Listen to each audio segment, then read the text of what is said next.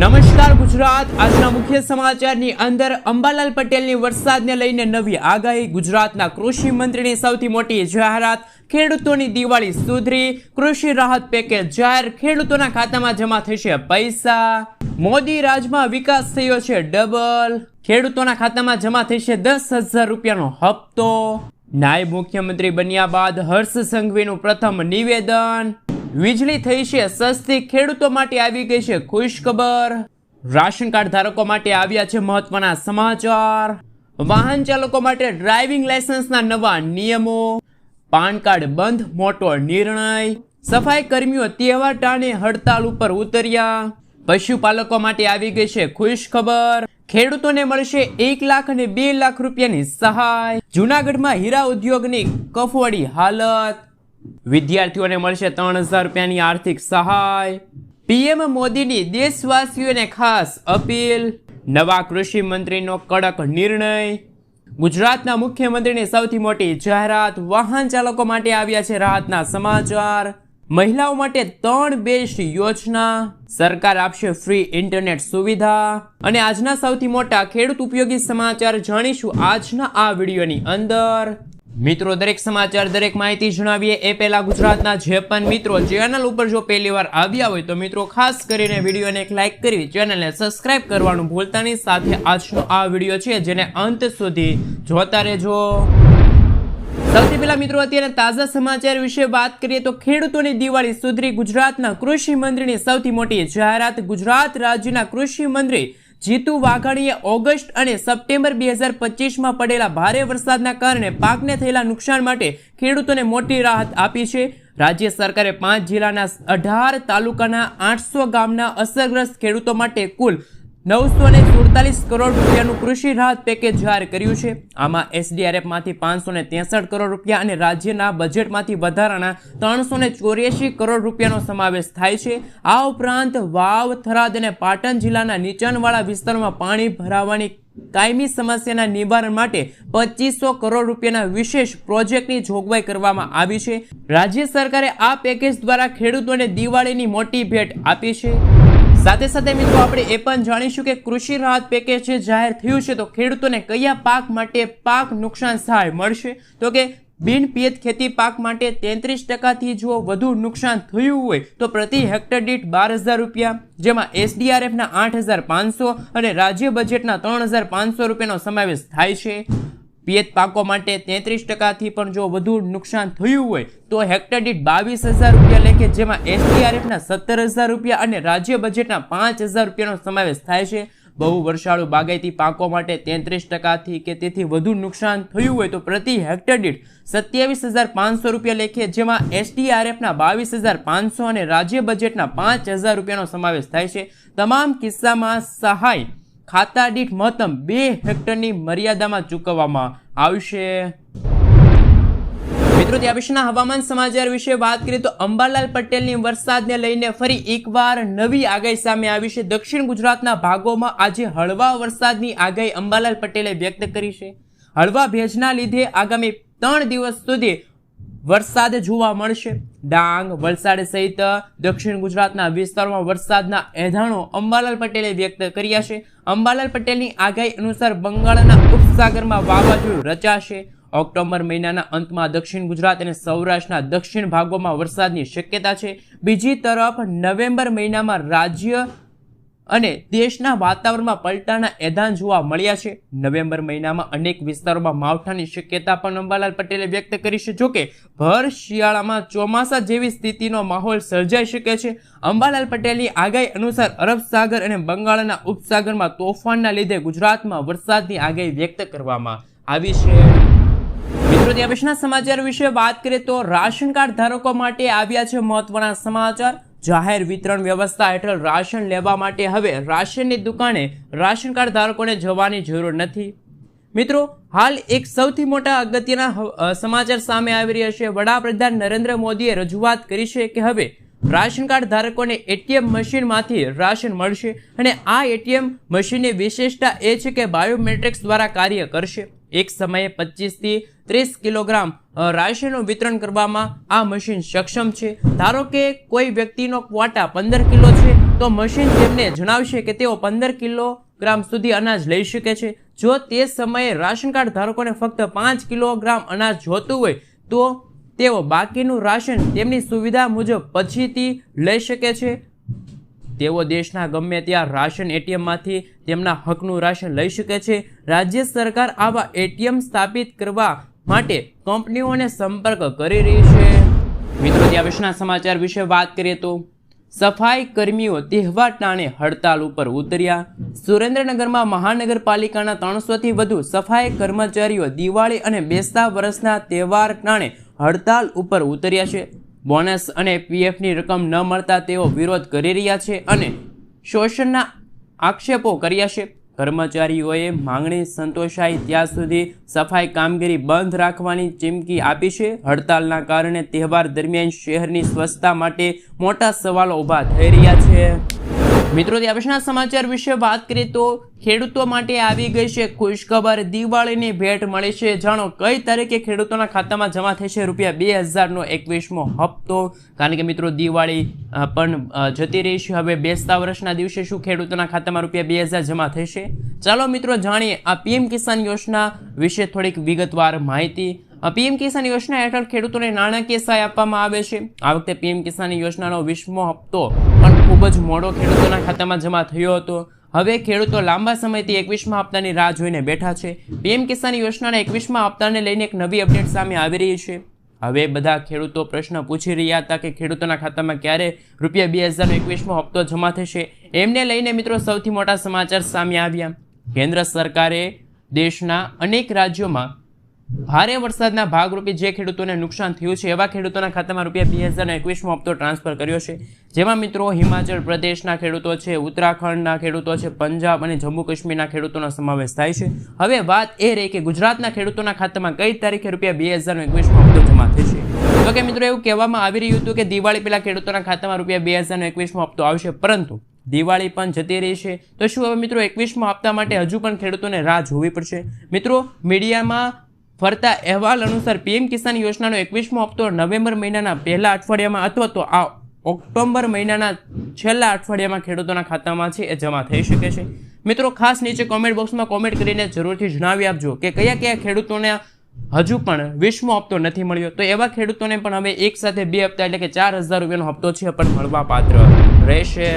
મિત્રો, ત્યાં પછીના સમાચાર વિશે વાત કરીએ તો જૂનાગઢના હીરા ઉદ્યોગમાં છેલ્લા 3 વર્ષથી ધીમે ધીમે પ્રસરી રહેલી મંદીની અસર આ વર્ષે વધુ ગંભીર બની. જૂનાગઢની હીરા ઉદ્યોગની મંદીથી કારખાનાદારની હાલત વધુ કફોડી બની છે. રશિયા અને યુક્રેન યુદ્ધ વચ્ચે અમેરિકાએ નાખેલા ટેરિફથી હીરા ઉદ્યોગને આર્થિક કટોકટીનો સામનો કરવો પડી રહ્યો છે. મંદીની તીવ્રતાના કારણે અનેક કારખાનાઓ બંધ થવાની પણ કગાર ઉપર આવ્યા છે. અગાઉ હીરાના 200 થી 250 જેટલા કારખાનાઓ ચાલતા હતા. તેની સામે અત્યારે માત્ર 170 થી લઈને 190 જેટલા કારખાનાઓ ચાલી રહ્યા છે. સ્પષ્ટપણે ઉદ્યોગની ખરાબ હાલત આ દર્શાવે છે. જો બજારમાં સીવીડી અને લેબ્રોન હીરાનું પ્રમાણ ન હોત તો મંદીની અસર કદાચ આનાથી પણ વધુ ગંભીર હોત. જીએસટીના કારણે કોઈ મોટા ફેરફાર પડ્યા ન હોવાનું કારખાનાદારોએ સ્વીકાર્યું હતું. રત્ન કલાકારોને માત્ર 8 થી 10 હજાર રૂપિયા જેવું દર મહિને રોજગાર મળે છે, જેને લઈને રત્ન કલાકારો પણ અન્ય ધંધાઓ પર આગળ ફંટાઈ ગયા છે. વર્તમાન પરિસ્થિતિમાં નિરાશાજનક હોવાથી દિવાળીના તહેવાર પછી ઉદ્યોગમાં સુધારા થવાની આશા કારખાનાદારો વ્યક્ત કરી રહ્યા છે. દિવાળી પછી બજાર સારું ખુલે તો બધાને સારી રીતે રોજીરોટી મળે તેવી અપેક્ષા રાખવામાં આવી રહી છે. મિત્રો, ત્યાં પછીના સમાચાર વિશે વાત કરીએ તો દિવાળી પર પીએમ મોદીની ખાસ અપીલ. પીએમ મોદીએ લોકોને દિવાળીએ સ્વદેશી વસ્તુઓ ખરીદવા અપીલ કરી.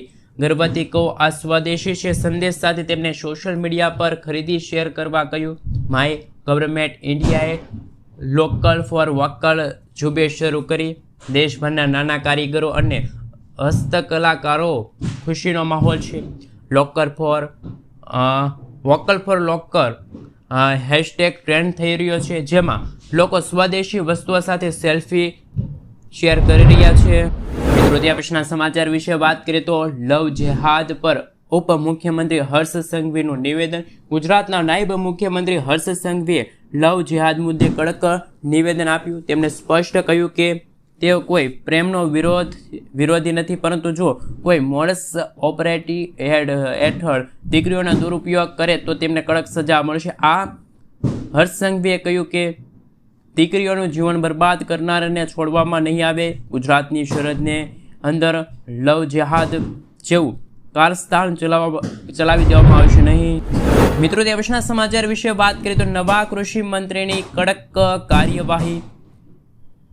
ભવ્ય સ્વાગત બાદ કેબિનેટે કૃષિ મંત્રી જીતુ વાઘાણીએ એક મહત્વપૂર્ણ અને આક્રમક નિવેદન આપતા રાજ્યમાં ભેળસેળ અને ડુપ્લિકેટનો ધંધો કરનારાઓને સખત ચેતવણી આપી હતી. તેમણે સ્પષ્ટ શબ્દોમાં કહ્યું હતું કે જે પ્રમાણે ડુપ્લિકેટ ખાતર, બિયારણ તેમજ અન્ય જે દૂધની મિલાવટ કરતા હોય તેઓ ચેતી જાજો.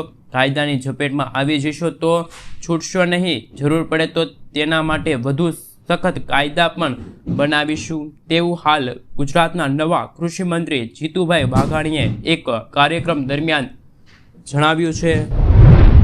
મિત્રો, ત્યાં પછીના સમાચાર વિશે વાત કરીએ તો દિવાળીની ભેટ કરોડો રૂપિયાના વિકાસ જાહેર થયા છે. ભારે ટ્રાફિક ધરાવતા રસ્તાઓને વધુ સરળ, સલામત અને ઝડપી વ્યવહારો માટે યોગ્ય રાખવા 809 કિલોમીટરથી પણ લંબાઈના નવગરવી ગુજરાત હાઈસ્પીડ કોરિડોરનું 5,576 કરોડ રૂપિયાના ખર્ચ પ્રમાણે નિર્માણ કરાશે. રાજ્યના માર્ગોને ક્લાઇમેટ અને નવી ટેકનોલોજી મુક્ત બનાવવા માટે 1100 કરોડ રૂપિયા મંજૂર થયા છે. મુખ્યમંત્રીએ વિકસિત ભારતના સંકલ્પને સાકાર કરવાનો દ્રઢ નિર્ણય જાહેર કર્યો છે. મિત્રો, ત્યાં પછીના સમાચાર વિશે વાત કરીએ તો મહત્વના સમાચાર સામે આવી રહ્યા છે. ખેડૂતોને મળશે 1 લાખ અને 2 લાખ રૂપિયા સુધીની સહાય. ખેડૂતો માટે ઇફકોએ સંકટ હરણ નામની યોજના શરૂ કરી, જેમાં જો કોઈ ખેડૂત ઇફકો પાસેથી 25 થેલી યુરિયા ખરીદે તો તેમને 1 લાખ રૂપિયાનો અકસ્માત વીમો અને નેનો યુરિયા અને ડીએપીની 200 બોટલ ખરીદે તો તેમને 2 લાખ રૂપિયા સુધીનો 1 વર્ષ માટે મફત અકસ્માત વીમો મળશે. જે ખેડૂતોની ખેતી દરમિયાન જાનનું જોખમ વધારે રહે છે તેના માટે આ યોજના આશીર્વાદરૂપ છે. આનો લાભ લેવા માટે ખાતર ખરીદેલ સ્લીપની જરૂર પડશે. તો ખેડૂતો માટે પણ આવ્યા છે મહત્વના સમાચાર. ખાતર ખરીદવા ઉપર ખેડૂતોને હવે અકસ્માત વીમો છે મળવા પાત્ર રહેશે. મિત્રો, આગળના સમાચાર વિશે વાત કરીએ તો મહત્વના સમાચાર સામે આવી રહ્યા છે. ટેકાના ભાવે ખરીદીનો વિરોધ વકર્યો. મિત્રો, આપણે જણાવી દઈએ તો સરકારે ખેડૂતો પાસેથી 70 મણ મગફળીની ખરીદીની જાહેરાત કર્યા બાદ ખેડૂતો ભારે રોષે ભરાયા હતા. દેવભૂમિ દ્વારકાના જિલ્લામાં દ્વારકા તાલુકાના ખેડૂતો આ મુદ્દે દીવા પ્રગટાવીને અનોખો વિરોધ નોંધાવ્યો. જિલ્લા કોંગ્રેસ પ્રમુખ અને ખેડૂત નેતા પાલભાઈ આંબલિયાની અધ્યક્ષતામાં ખેડૂતો દીવડા લઈને પ્રાંત કચેરીએ પહોંચ્યા હતા. ખેડૂતોએ આવેદનપત્ર રજૂ કર્યું છે. ખેડૂતો માંગે છે કે સરકાર ટેકાના ભાવે 300 મણ મગફળીની ખરીદી કરે તો કર્ણાટક અને તેલંગાણાની જેમ રજીસ્ટ્રેશન કરાવનાર ખેડૂતોના ખાતામાં સીધા 1,35,000 રૂપિયા જમા કરાવે. સરકાર ટેકાના ભાવે 1,452 રૂપિયા જાહેર કર્યા છે, જ્યારે ખુલ્લા બજારમાં પ્રતિ મણ 850 રૂપિયાથી લઈને 1,000 રૂપિયા મળી રહ્યા છે. ત્યારે ખેડૂતોને થનારી નુકસાનીની રકમ ખેડૂતોના ખાતામાં જમા થાય તેવી માંગ કરવામાં આવી છે. ઉલ્લેખનીય છે કે દેવભૂમિ દ્વારકા જિલ્લાના તાલુકાના ખેડૂતોએ આ મુદ્દે દીવા પ્રગટાવીને અનોખો વિરોધ કર્યો. આ અંગે મિત્રો તમારો શું કહેવું છે? ખાસ કે મિત્રો નીચે કોમેન્ટ બોક્સમાં કોમેન્ટ કરીને જરૂરથી જણાવજો. આ અંગે અમારી ચેનલ માહિતી જગત કોઈ પણ પ્રકારની પુષ્ટિ કરતી નથી કે આ સમાચાર સાચા છે કે પછી ખોટા. મીડિયામાં ફરતા રિપોર્ટ્સ અનુસાર તમારા સુધી આ માહિતી છે પહોંચાડવામાં આવી રહેલી છે. મિત્રો, ત્યાં પછીના સમાચાર વિશે વાત કરીએ તો મહત્વના સમાચાર સામે આવી રહ્યા છે. સૌથી અગત્યના સમાચાર, 10,000 રૂપિયાનો હપ્તો શરૂ, ખેડૂતોને જલસો. હિમાચલ પ્રદેશના બાગાયત અને વનીકરણ યુનિવર્સિટી ખાતે આયોજિત એક કાર્યક્રમમાં ઉપાધ્યક્ષ જગદીશ ધનખડે ખેડૂતોને માત્ર ખોરાક આપવાના જ નહીં પરંતુ દેશના ભાગ્યને ઘડવૈયા પણ ગણાવ્યા છે. તેમણે વિકસિત ભારતના માર્ગ ખેતરમાંથી પસાર થશે અને એ માટે શક્ય બને એટલું આપણે ખેડૂતોને સંપૂર્ણ ટેકો આપીશું. પ્રધાનમંત્રી કિસાન સન્માન નિધિ યોજનાના વધારા કરવાની જાહેરાત કરવામાં આવી છે. હાલમાં આપવામાં આવતી 6,000 રૂપિયાની રકમ ફુગાવા અનુસાર વધવી જોઈએ.